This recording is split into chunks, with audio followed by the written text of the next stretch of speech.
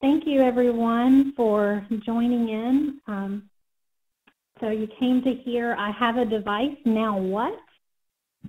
My name is Rachell Johnson, and I want to find out a little bit more about you guys and who is joining in today.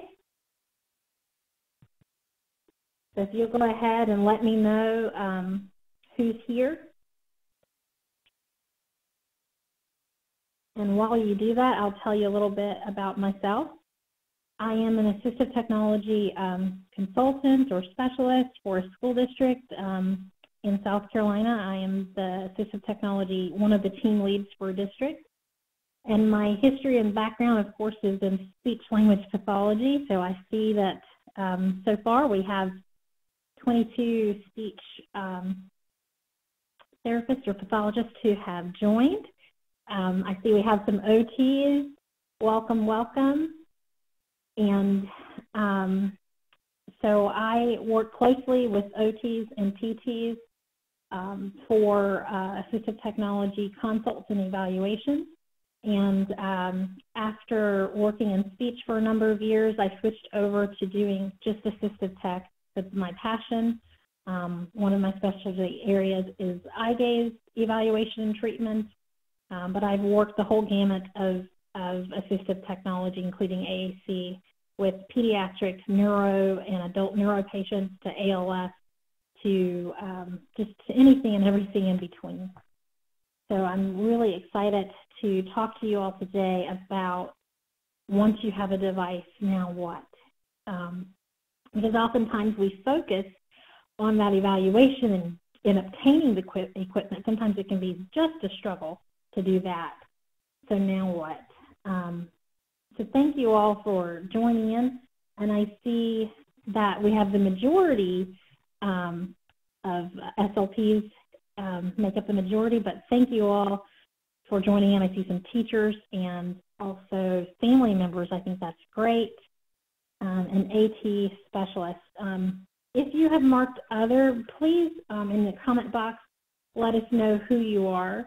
I'm very interested to find out who our three others are.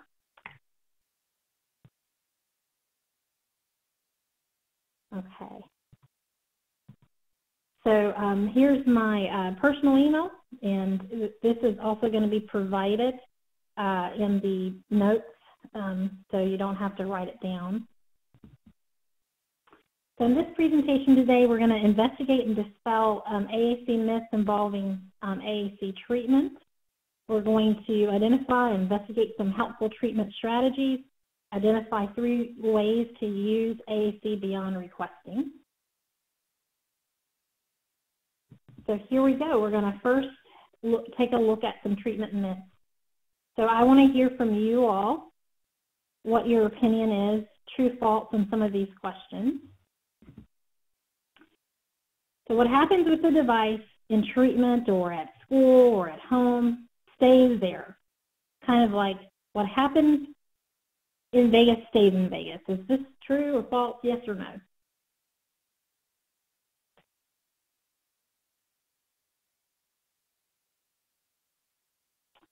And we're going to go over and address these myths as soon as we are done with these questions. So I'm going to go ahead. And the majority of you are answering no. We're going to go to the next one. So you have your client or your students or your child or family. They're really interested in using this device. So you know what? Device abandonment is not going to be an issue because of their interest level. Do you think that is true or false? Yes or no?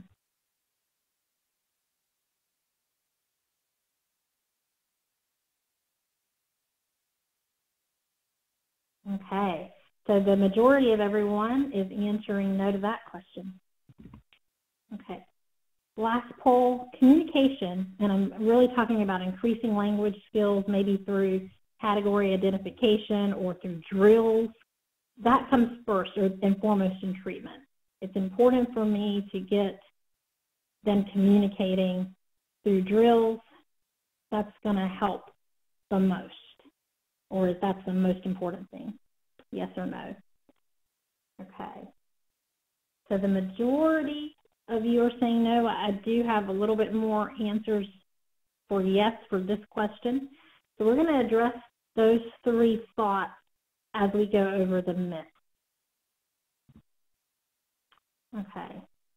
So the first one, what happens in the device, or with the device, in the treatment session, it's going to stay wherever you are. So it's going to stay in that clinic, or it's going to stay in the treatment session. And I have a little picture of me sitting on an island sipping something.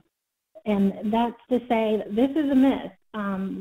You have to work as a team, or treatments are going to not be beneficial. So what happens there, you're not on your own little island, and it can't just be about that where you are, that session. They have to generalize these skills, and the only way to do that is going to be bringing in that team and making sure that we're all working together. For example, in the schools, this year I'm working with an IEP team that has an eye gaze user in the schools, a first grader, and we're getting PT, we're getting OT, we're getting speech, and AP services all at the same time of being in a regular ed classroom and with minimal resource. So that's a lot. And if we kept what was happening with that device just, in the area of speech and language, then the child will never progress on to generalizing it in other situations and with other people.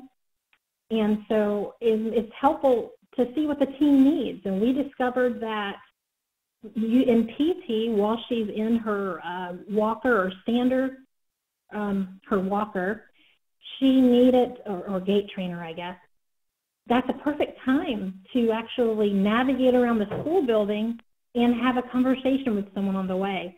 So as a team, we decided that we wanted to bring in that floor stand, even though it was a heavy piece of equipment, bring in that floor stand, put her eye gaze device on it, and give her those opportunities to ask the physical therapist, where are we going today?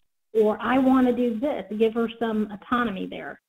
Have a conversation with people that she meets as she's doing her physical therapy, because she needed to stop and rest. Well, stop and rest but not communicate, not so good. But hey, now we're actually doing something a little bit while we're resting, and it really worked well. So don't be your own island. Have a little bit more on that. So what happens in Vegas stays in Vegas, or you're on your own island? Absolutely not. Everyone needs to be involved. Keep those lines of communication open and work as a team. And I'll touch a little bit more on this when I go over some treatment tips. Here's another one, device interest. So there's high interest. They really want it. Family's really interested, or student or client really interested in this device. So that probability of device abandonment is low or not going to happen. And I have a little face, don't be silly. Device abandonment is a real issue no matter how interested someone is. And if that treatment that you're doing, your sessions, aren't engaging the whole team, which includes the family, device abandonment can still happen, and so what happened, this is just a little silly slide here, but, where is the device? Did I leave it at home? Did I forget to bring it to clinic or to school? Is it charged? When did you charge it last? What happened to it? There's so many things that can affect that treatment session and their overall use of the device. But what you don't want is device abandonment. And no matter how interested someone is in it, it can happen. So what can we do to avoid that? And I think really what makes a difference with device abandonment is not always their interest level. Interest level can help. I'm not saying that it won't help. It will help. But it's also how you involve everyone, every team member, which includes the family, in using that device. Okay, communication or language drills come first, yes or no? So the majority of you said no, and there were a few yeses. And here are some of my thoughts on that. Yes, sometimes you do need to help them increase their language skills, and that will require doing a probe. But what really makes a difference with treating is modeling. Increasing someone's AAC skills is going to directly rely on your ability to model every aspect of using that device, and that is and that's not a language drill. I think that's a typo there on that slide, so I apologize. What I'm trying to say there is it's not a language drill. That's not going to help them out in the long run. So every aspect of the device that is not drilling. And why do I say that? So here's some trending research, and we can make sure that you all will get a copy of these research articles later. The first one is on symbol acquisition. I talked about that last week in evaluation, so I'm not going to touch there. And I think the first two are about that. But that last one, impact of aided language stimulation, is really important for treatment. And there are good ways of doing it and not so good ways. But the best way is model that language, and we're going to talk about that a little bit more today. Okay, the evaluation is the end. This is another treatment myth. Some people think we're so wrapped up in getting their device, getting it funded, because that can be such a headache and a nightmare sometimes, right? We think, we finally have it. And sometimes some members of the team may think, we've got it, it's the end. But no, it's really only the beginning. So pretty please, remember that treatment plan when you're writing that funding report. It's very important. And it's important that you include really good treatment plans that are going to help grow their skills, their overall skills as an AAC user. And language is a component of that, but there's more skills that we need to target. So that treatment plan should include long-term and short-term goals. You do have to state the frequency when you are applying for medical type funding for your reports. That all needs to be part of your treatment plan. But make your goals very meaningful. Choose them carefully. Correlate them to competency areas for AAC. Those areas are linguistic, social, operational, and strategic. And I'm going to go over those in a video coming up.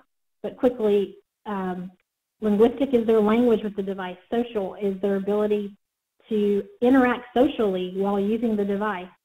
Operational, their ability to operate that device. And strategic is, their ability to prevent a communication breakdown with the device. So cheer up, because we're going to dive into some strategies here for AAC treatment. So let's go.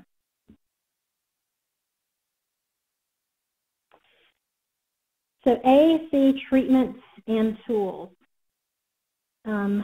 So teamwork is going to be your most powerful tool. I've said it before.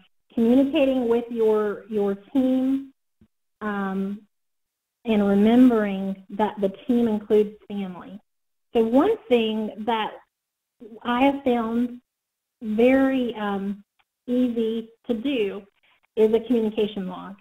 And so some of you might use a communication log with your family and other team members in a notebook, but Google today has made just about everything so much easier to share. So this year, what I've done is implemented a communication log that is online with Google Drive. So if you have the ability, if your district uses Google, if you're a Google district, that is just another resource You can create a communication log online that you share amongst your team members. And that way, if something is wrong with the device or troubleshooting or even programming, you can have a programming communication log so that no matter who is doing the programming, whether it is an aide or classroom assistant, the teacher, the speech therapist, or the family, maybe the private therapist, you all have the log and you can see what was done and where. So what's good for a communication log is to have who did the program, the date, what was programmed, maybe who did it. But what's nice about Google is that you don't have to record who's doing it because there's always a running in the background of Google. There's a running history. So with a click of a button, you can see the time something was entered and who did it. So you don't really have to have a column for that. You could just have what was programmed and how to locate it. That's always important to have in your programming log. So you just say, go here, here, and here you have arrived at this vocabulary. Okay, another resource that we've implemented is Communication Passport in our district. So this has been a goal of mine to get everyone on a Communication Passport by the end of this school year, and I'm working really hard on it. What I do is I create a passport and I just use Google Drive because, again, I can share it. So I just use a Google Doc. And the passport just has what device the child is using and some strategies, like maybe how to turn it on and off. You can think something that's very simple, 1 page or 2 pages, that if the classroom teacher is absent or there's a new aide in the room, something simple that will give them a little bit of information about the device and maybe quick troubleshooting. Or you can include the software because, as we're going to talk about later today, there's so many different softwares available. You want to include maybe a brief description of this is what the icon looks like and this is what you do with it. So that's some ways that we have kept our communication lines open as a team. And it's very helpful when we're doing a communication passport. It's very helpful that we bring it, or we talk about it at the IP meeting, and we update it annually because things do change with that device. They may get a new device or other things change. So we update that pretty much annually unless there's a major change and we might have to update it before. What's also nice is if you save, convert it to a Word document, then you can upload it to your IEP documentation system. If your documentation system doesn't work with Google, you can convert that to a Word document and upload it. All right, observations. Don't underestimate the power of your observations. That is the best treatment tool that you have without necessarily doing anything. When you observe something and you need to make an adjustment, do it as soon as possible. Be flexible. Record your observations, and there are certain tools out there we're going to go over today, where we'll go over AAC, the goals grid, and the pathways for Core First app, just to show you how you can use that to record some really good observations that you're making about a student and how you can use that to progress them. Set framework, we talked about this last week as for an evaluation purpose, but remember, evaluations are just a snapshot. So you're constantly evaluating and making adjustments, so you constantly need to be paying attention to the set framework, because what's going to happen? That child is going to find themselves in different environments or a new environment, and the tasks may change. The tool might remain the same, but you might have to make adjustments to that tool. So keep paying attention. And before I get off of this slide, I just want to say that with that communication passport that I was talking about, another idea, if you are working with more than just communication, if you're just working as an AT specialist, it might be a good idea to have an AT passport, because there might be other tools that you're using that's not a communication device that is going to help that student. So you might want to make that an AT passport. So for communication, and as we're going to talk about, there are so many other tools. Your passport can get rather lengthy, but I do try and keep it at 2 pages. All right, so again, here's that SET framework. Remember, it's the student, environment, the task, and the tool. And there is a link there for you to go check out Joy Zabala's website there. So when we're thinking about treatment, we are thinking about the type of communicators that you're working with. And we have emergent. They understand that symbols represent ideas, but they might have a limited understanding. We have context dependent. I like to say that a context-dependent user might need help navigating to the right or appropriate subject area or topic of conversation or communication situation. But once you help them navigate, then they can respond correctly or converse with you or answer a question or make a request. Then there's independent, and this is someone who can use a combination of communication tools across a variety of settings with many different communication partners. Okay, and here is the biggie, right here. Same age peers. That is the big thing that most people forget or maybe not think about. Well, how many of you, maybe you feel the same way, you have a communicator who's using a device pretty well with you or another adult, but when it comes to their same age peers, there's nothing or very limited.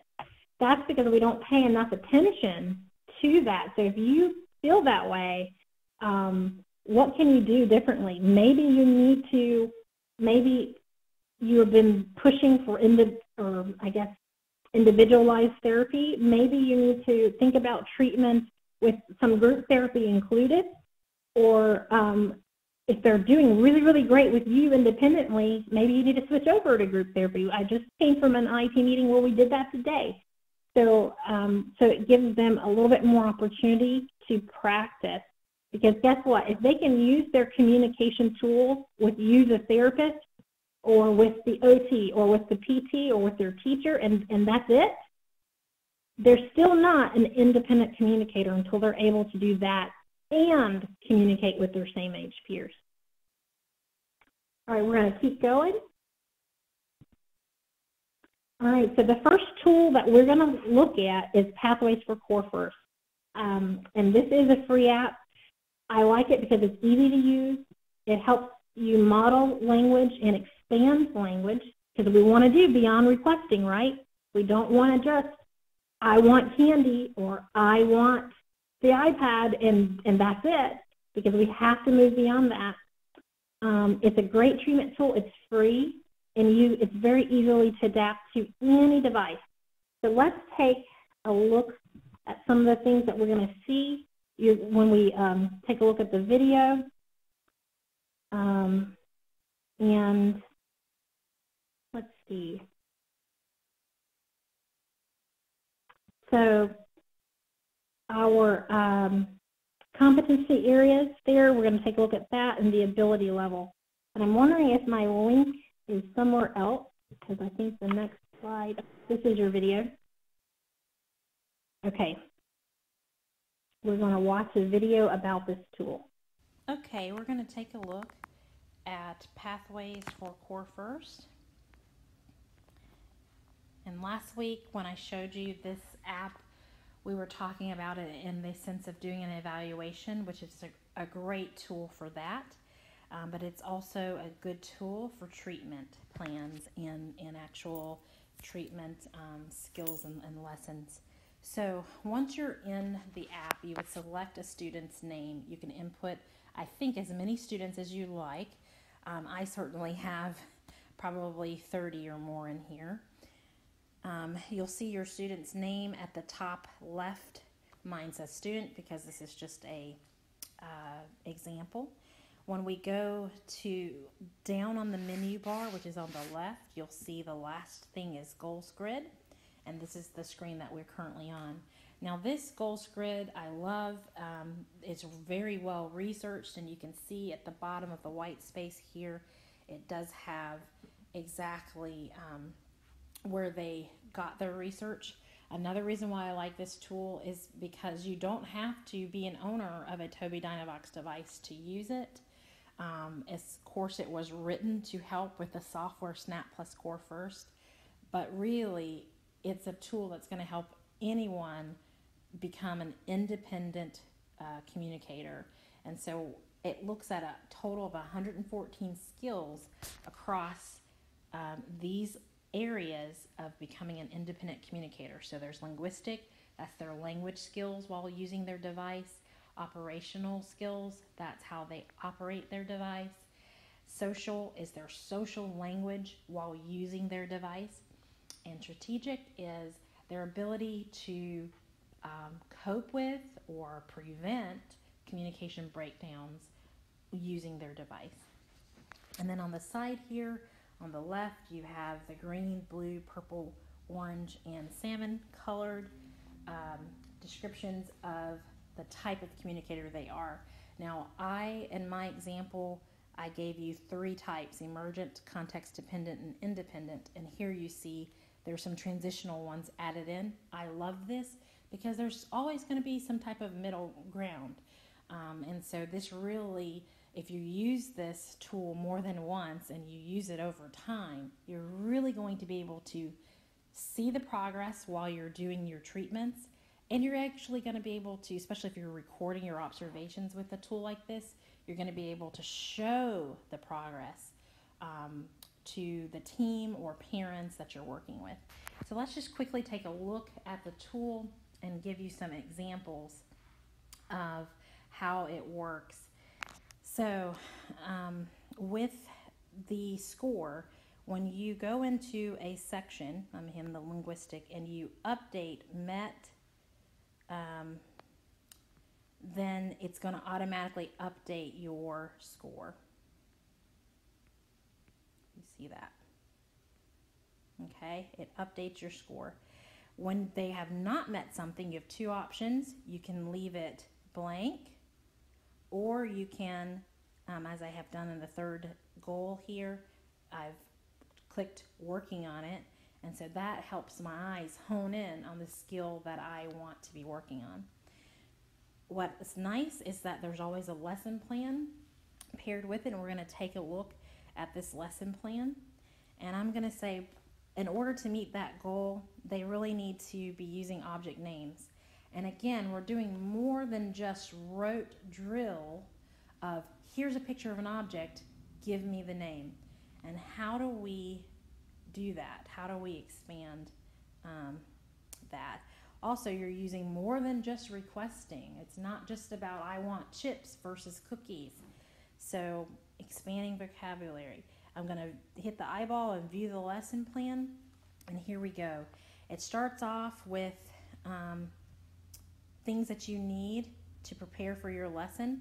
And the location, there's a screenshot. Now this is a screenshot of the software Snap Plus Core First. If you're using a different communication software or tool, then this just gives you the idea to provide a screenshot. This lesson plan and some of the materials can actually go home to parents or to other members of the team or an aide or whoever is working on reinforcing the skill. So it gives you a skill for each day, what you're doing each day of the week. It gives modeling, which I love. There's always a modeling tip, and that's really important. Speak what you're doing as you're doing it. So modeling includes saying what you're doing and doing it at the same time on the device. I'm going here. I'm going to this button. I chose this. I want, whatever you're doing, model. It gives you other skills, activities that would build skills. And then it goes into each lesson and what you're doing. Now, not every lesson has a little social story, but some of them do, and when they do, I love it. It's great. There's a letter. You can fully adopt this letter. If you're using this software, you can use this letter. It's a great template. If you're not using it, use this as a template to create your own based on your software. Here is the little social story. What I love about the social stories are there's always 2 levels. There's one for a child and one for an adult. This is a child example. Everything around us has a name, like boats, planes, and cars. In the sky at night, we see the moon and we see the stars. So you can either print this out and have it as a real book, or you can use it on a computer screen or smartboard or iPad and scroll through the book. Now, when it comes time to showing where they find their object names on their device, you might want to have a picture of their device instead of this picture here, or you can actually have their device out while you're reading them the story, and when it comes time to, you can access your core words here, find them on your device. And here's the example of the adult book. So again, just a little bit different wording, maybe some different stimuli here in the pictures, but still gets the point across. And now it goes on into the other lessons, which is great. A lot of times it gives you other materials, other letters, sometimes object cards, and there's a lot here. It also gives you a list of them. Hope I'm not making anyone dizzy by scrolling so fast. So here's your list of object names that you're going to use to reinforce the concept that you're teaching or modeling. Okay, expanding vocabulary. There we go. All your materials. So that's one example. That was under language. I'm going to show you another example, and this one will be under operational. And I'm going to go down to context dependent, and I'm going to choose navigation. So I'm going to go view the lesson plan. What I love here is it gives 2 lessons, one for exploration for those button pushers, we know who they are, and the other one for navigation. So we're going to look at the navigation one first, and again, it gives you an overview of the lesson. It gives you some modeling ideas. Modeling is so important. And then I'm going to scroll down past the letters into, here's the child's little social story, and then there's going to be one for the adult. Okay? So again, you can use pictures of your own device, or as you're reading the social story, have their device out, of course, and model where it is where they can go to and how they navigate on their device. Have a picture cue card with navigation tools of their device. That's also helpful. This lesson just keeps on going, and it does provide more screenshots. So if you're providing a similar lesson to a parent, you can make these. If you're using this software, you would it's already all there for you, which is really nice. This helps anyone who's a member of the team, or any person who's going to be reinforcing these skills at home. It helps give them a sense of direction. They know what you're working on, and they know what exactly to do and how to model. So this really helps, I think, in making everyone a team player. So there we go. That is just a few examples. And remember, not every lesson has a story, but they all have some type of material or suggestions, and those letters for the other members of the team that you're going to be working with.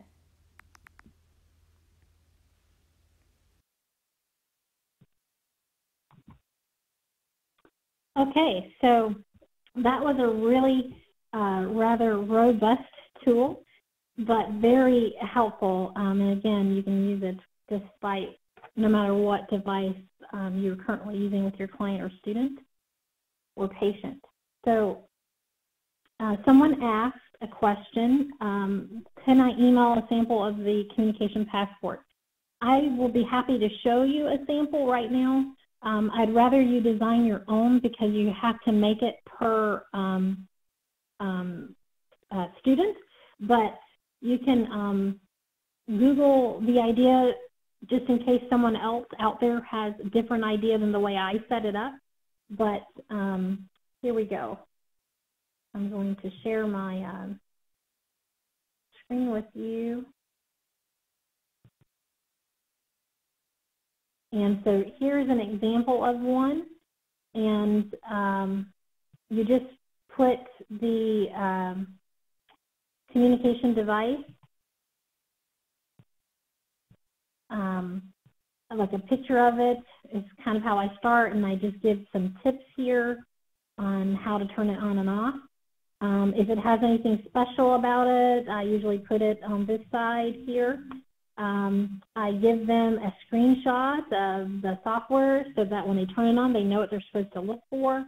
I put in some technical support information here. So that's kind of what it looks like. I also do, see if I'm able to scroll down and show you any more.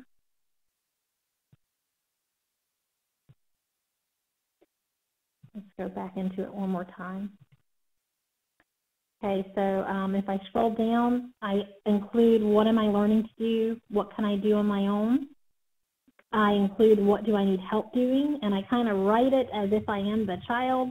You know, I'm learning where my core words are. I'm learning how to make 2 to 3 word sentences.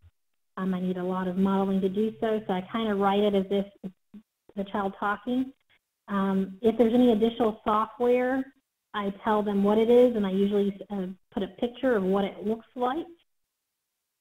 And so there's some more examples. So now this particular an eye-gaze device is rather robust, so I'm gone beyond my 2-page rule there. But at the end of this, I also tacked on what a communication or device programming log kind of looks like for me. And so here's an example. Like today in class, we made a snowman that was programmed, and it's under topics. You go to news, sharing, and then school news. So just something very simple to share with you guys of how I set it up. And I just did like a 3-column chart or table. So you can do that in Word. You can do it in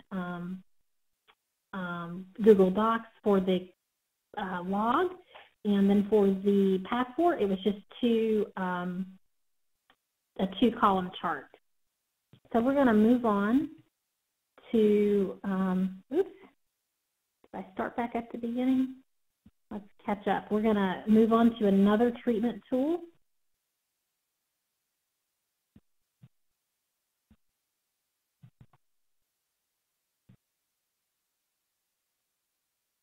And this comes from AssistiveWare, the Core Word Classroom. I like this tool for treatment because it's quick, it's easy. They have some 5-minute fillers. Anyone can use it. Doesn't matter what device you're using. You don't have to be using Proloquo to go. And it's also going to help you with that more than just requesting. So here we go. And this is a very short video.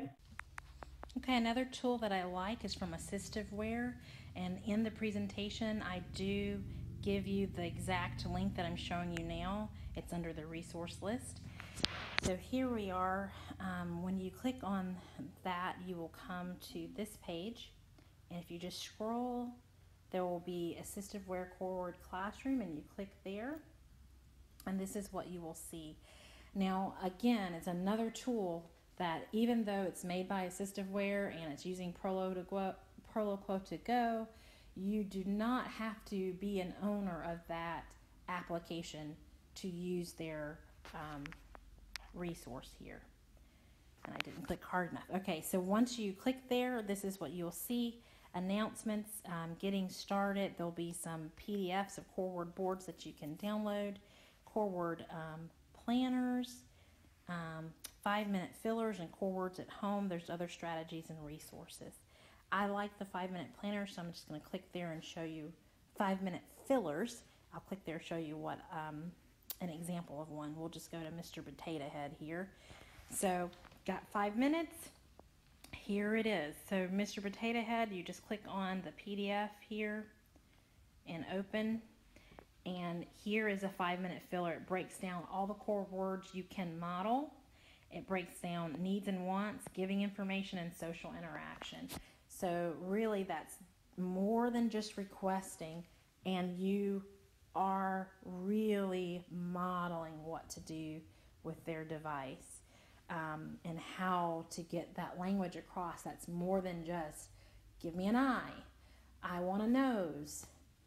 You know, you have to do more than requesting, and this is a very easy way and a 5-minute way of how to do that. And there's plenty of those listed in that 5-minute filler section on a variety of ideas and topics.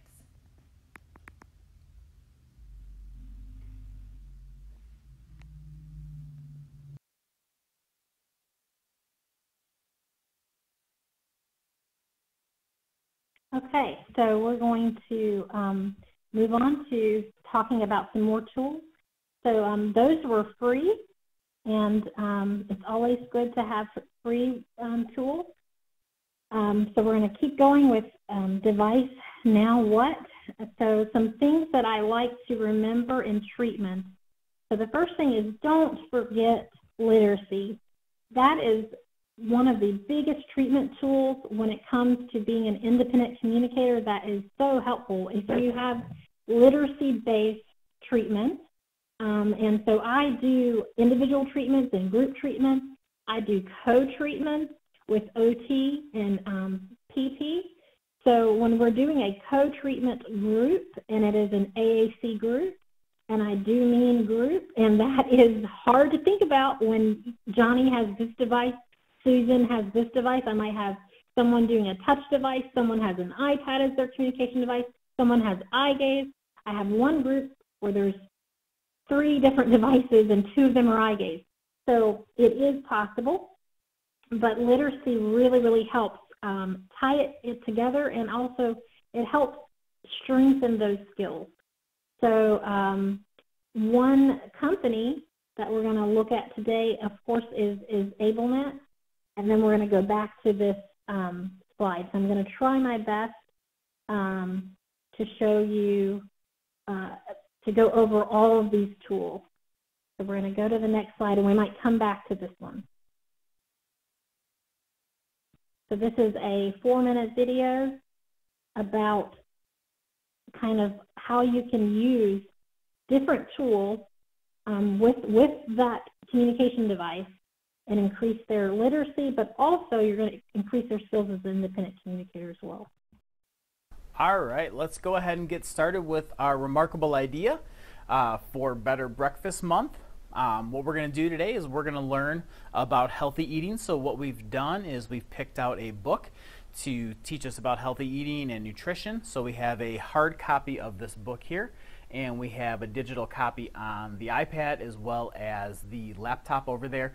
And what we did for the digital copies is we just took photos of each page and put it into a Word or Google Doc and turned that into a PDF. On the iPad, we uploaded it to the Books app, and then on the laptop, we just have Acrobat open and are using arrow keys to go between the pages. So let's talk about some of the assistive technology that we have out here. We have the Quick Talker 7 here for communication during the activity. We've loaded it with things like turn the page, please, and look at this. And then on the iPad, we have the Hook Plus Switch interface plugged into the Lightning connector. And we are using switch control and a recipe. If you're not familiar with recipes, I have another tutorial that I'll put a link in this video so that you can understand how to set up the recipes. But we've got 2 switches here, one for page next and then one for previous page that allows you to navigate the book on the iPad. Over on the far right there on the laptop, you'll see the Hitch 2.0 switch interface that plugs into the USB port on the laptop, and we're using the up and down arrow keys to move the PDF pages. So the green switch here goes to the next page, and the red switch goes to the previous page. All right, let's go ahead and get started with the second part of our remarkable idea for Better Breakfast Month. In this part of the activity, we're going to apply what we learned about nutrition and healthy eating. So we have the alternate spinner over here with some delicious breakfast choices like bacon and fresh fruit. And connected to the alternate spinner, we have the big candy corn switch, which we're going to use to activate it. And then to communicate whether we think it's a bad food or a healthy food, we have the I talk to with levels. So I'm going to activate the big candy corn switch and see what we get for our breakfast food. And we landed on a fried egg. Some people may think it's a healthy breakfast food. Others would say it's not because it's fried. So we're going to go ahead and select that it is a bad breakfast food. This is not a good breakfast food.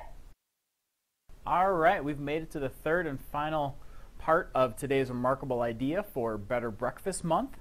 And this part's my favorite. We're going to make some fruit smoothies. And I'm going to start by walking you through what we have going on here. On the far left here, we have a big step-by-step with levels that we're going to use to give instructions on how to make the smoothie. We have a Big Mac that we're going to use to request a smoothie. We have 3 talking bricks in the back here that we're going to use to select what fruit we'd like to have in our smoothie. And then we have a Big Beamer wireless switch paired with the PowerLink 4, which is plugged into the blender here. And activating the switch is going to turn the blender on and mix the smoothies. So we're going to start by requesting a smoothie. Can I make a smoothie? And of course you can have a smoothie. And I would like some strawberries in my smoothie. Strawberries? So now this is the point where a second student can start to participate. You can, they get to activate the big step-by-step with levels and give you instructions on how to mix the smoothie. Add 1/2 cup of skim milk. Add 1/2 cup of yogurt. Add fruit. Add ice. Now blend. So now this is the point where you get to activate the wireless switch and turn the blender on.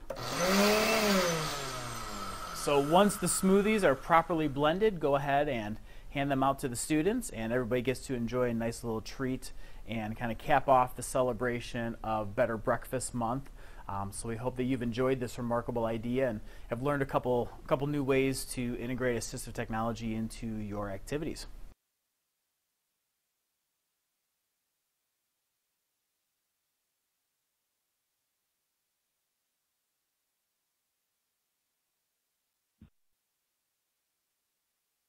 Okay, so another example of how you can use literacy with your communication tool in your treatment session.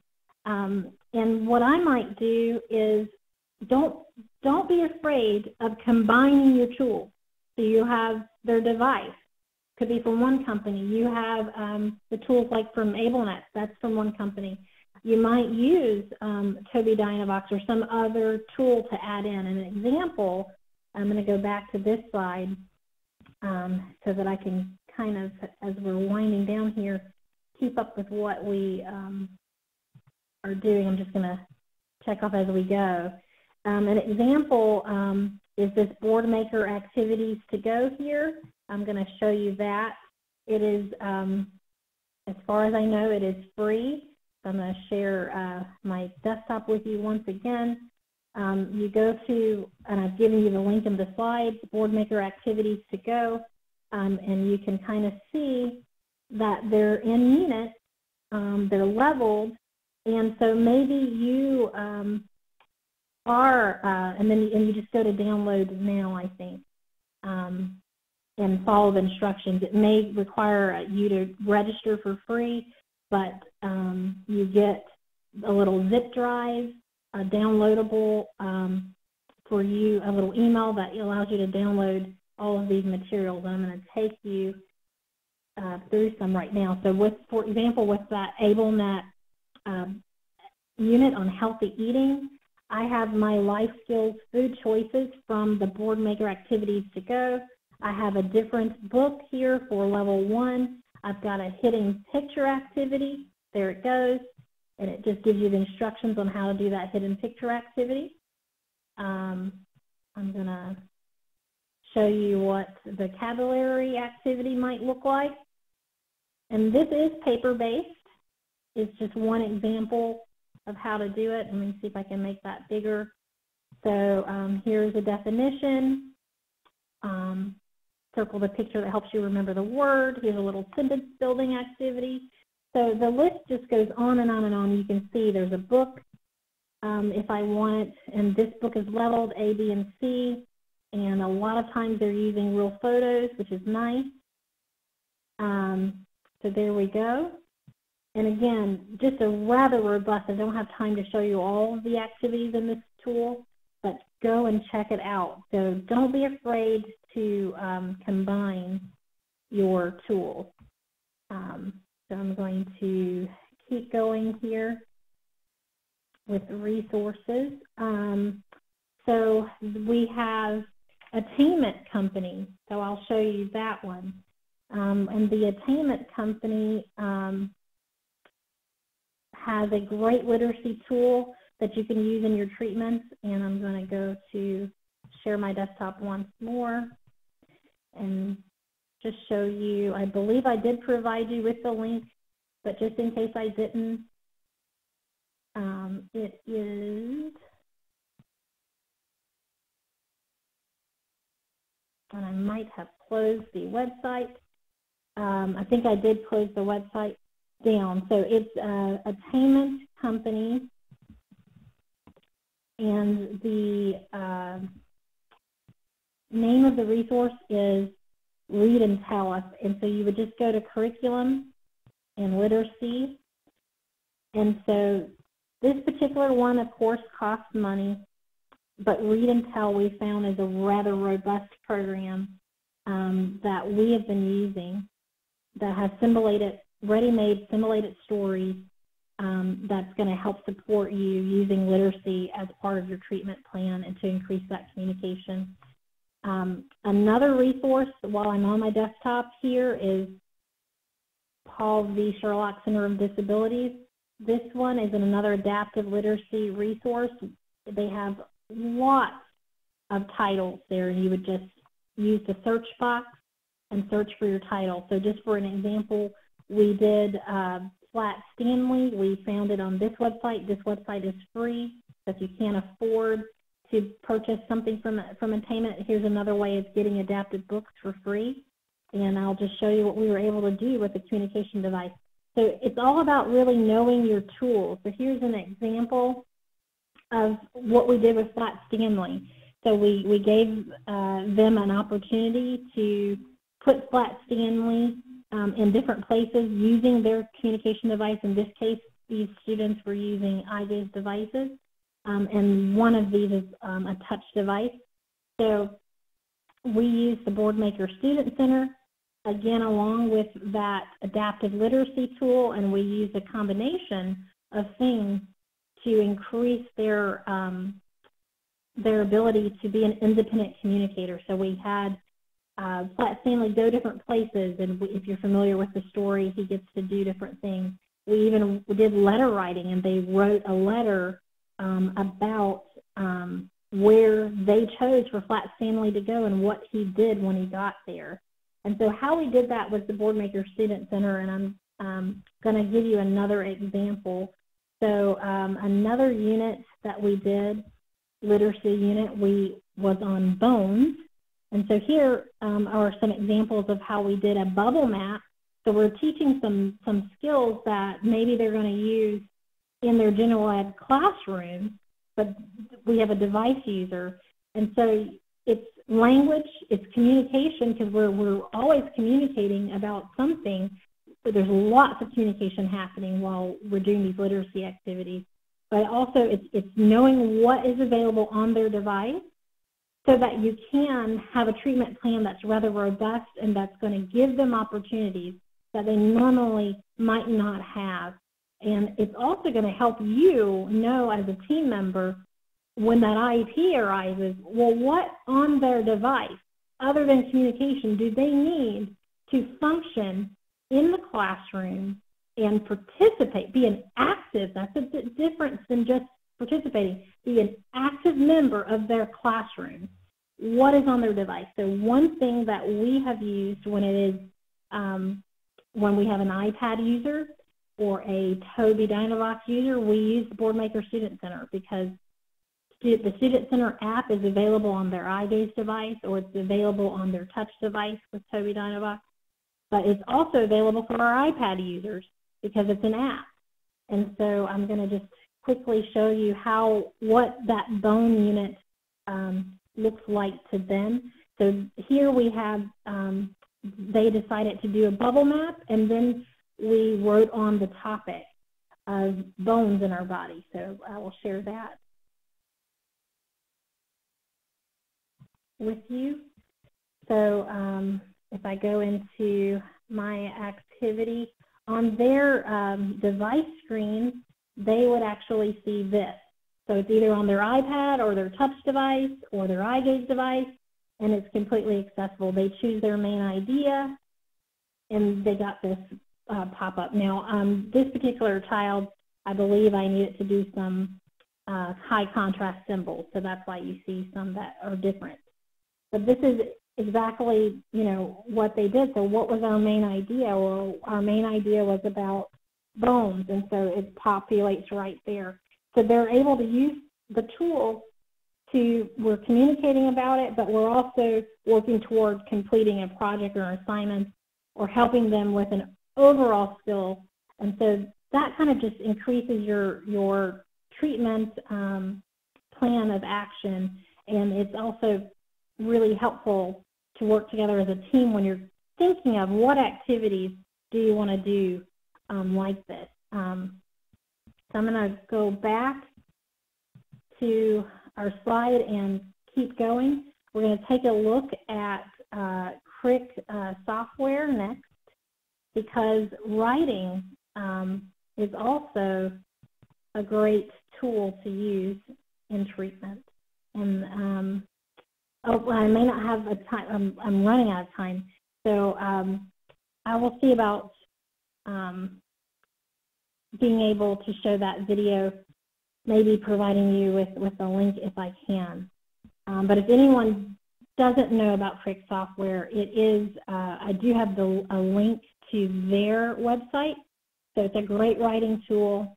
And the main thing is just know your student's device and what tools are compatible with it. And so that may be a tool that's compatible.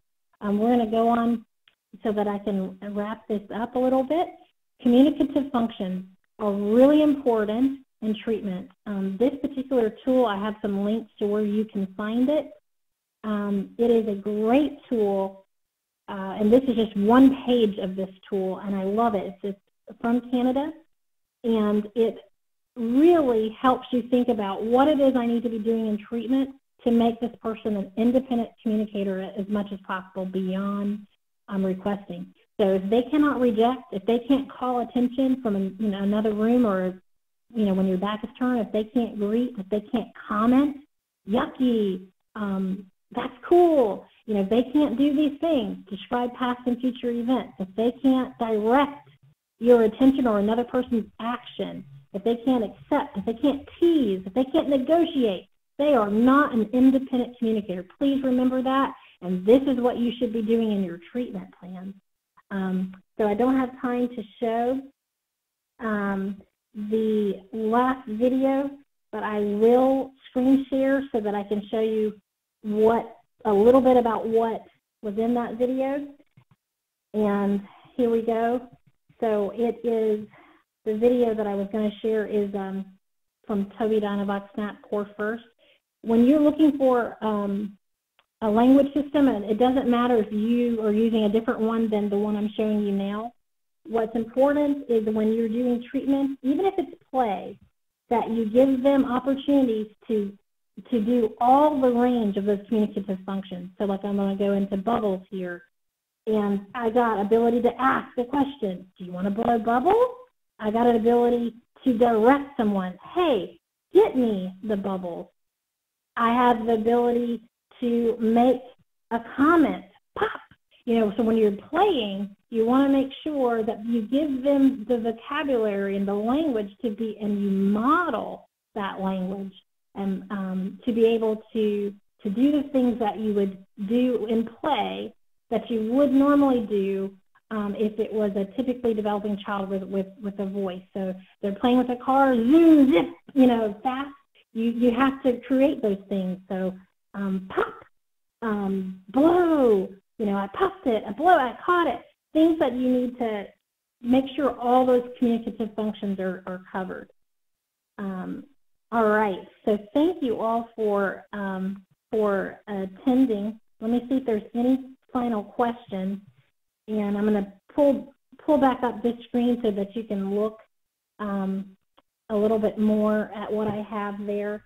I'm sorry I didn't get to go over every single thing on this slide. The SNAP plus the Seen and Heard is just a visual scene app. And the only reason why I wanted to talk to you about that is remembering that your device may need behavior support in your treatment plan. And so that one was just a good example of some video modeling, but that's incorporated in their device. And also remember that environmental controls are an important part of treatment as well. So making sure you just know the tools on that device. Okay, the question is, what was the name of the website where I got the adaptive book Flat Stanley? And I'm going to show it to you one more time for those who want to see it. The name of that website was Paul V. Sherlock. If you Google Sherlock Center, like right here, Sherlock Center, you should be able to find it. Sherlock Center Adaptive Book. It should come up for you. Very good question. Does anyone else have any other questions before I go? I have seen and heard any videos to support different ways to incorporate and use of Seen and Heard. I did have a Seen and Heard video, but I'm not quite sure what slide I have that on.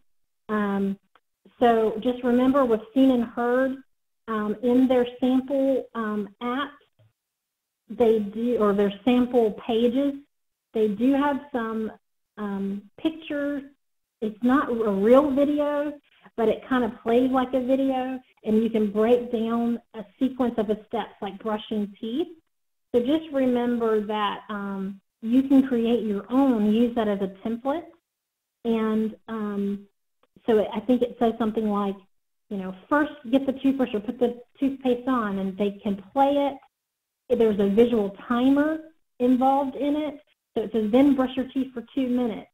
So not only are they playing this little step-by-step video kind of, but they're also, there's a timer in there. And the other thing about Seen and Heard is check out the Talk Box or Therapy Box website to see if you can find a manual for that app. But there should be a way to set a timer for certain things to pop up at a certain time if you need scenes to pop up during the day. So that's my tool for that. Great question.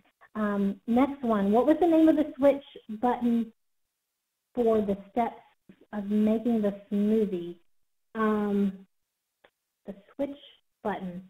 Okay, there were lots of things in that video. So there was one switch that had no, I believe they used a proximity switch in there. They used, there was a 2-button switch. There was also the talking bricks. So there's a lot in there, but this video will be available on YouTube, this whole webinar. So I would encourage you to take a look at it. And I also included this exact video, I believe, in my links and on the resource page. So please check out that video again so you can see the exact switch that you're asking about. And you can also probably email or call AbleNet if you have any questions about the materials that were in that video. Any other questions? Wow, thank you all for attending. And please don't hesitate to email me. I did provide it if you want to talk, want to collaborate, or have a question. And don't forget to model, model, model. That's what's best in treatment.